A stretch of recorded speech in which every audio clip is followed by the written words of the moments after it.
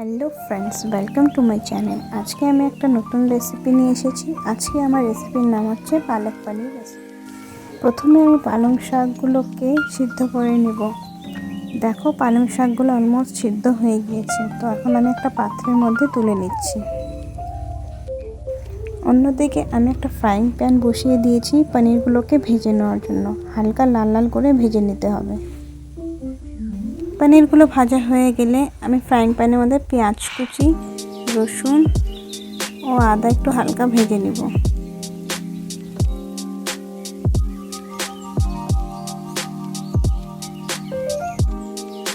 পেঁয়াজ, রসুন, আদা ভাজা হয়ে গিয়েছে। এখন আমি একটা মিক্সি জারের মধ্যে পেস্ট করে নিব। এখানে আমি টমেটো দিতে ভুলে গিয়েছিলাম, তাই এখন পেস্ট করে রাখা মশলার মধ্যে টমেটো দিয়ে আবার একটু পেস্ট করে নিব। এখন আমি গরম তেলে পেস্ট করে রাখা মশলাটা দিয়ে দিচ্ছি। একটু ভালো করে কষিয়ে নিতে হবে। তো ফ্রেন্ডস, দেখো আমাদের মশলাটা ভালো করে কষানো হয়ে গিয়েছে।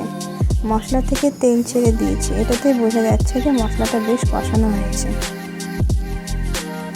এখন আমি কিছু মশলা অ্যাড করছি, যেমন 2 চামচ নুন, 2 চামচ লঙ্কার গুঁড়ো, হলুদ গুঁড়ো, জিরা গুঁড়ো, ধনা গুঁড়ো দিয়ে আবার একটু কষিয়ে নেব। এখানে একটু আমি মশলাটাকে নেড়ে চেড়ে আবার একটু কষিয়ে নিচ্ছি।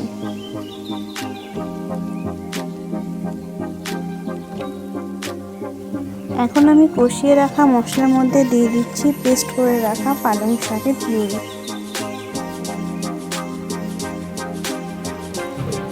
এখানে আমি মশলা এবং পালং শাকের পিউরিকে নেড়ে চেড়ে মিশিয়ে নিচ্ছি।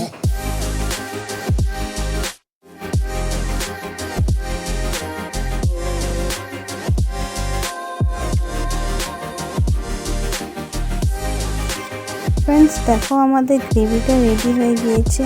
দেখতে বেশ সুন্দর লাগছে। এখন আমি ভেজে রাখা পনিরগুলোকে দিয়ে দিব।